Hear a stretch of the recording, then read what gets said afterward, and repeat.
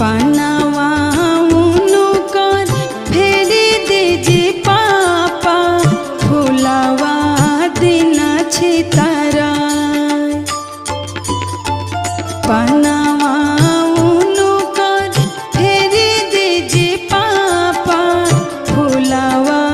दिन छितारा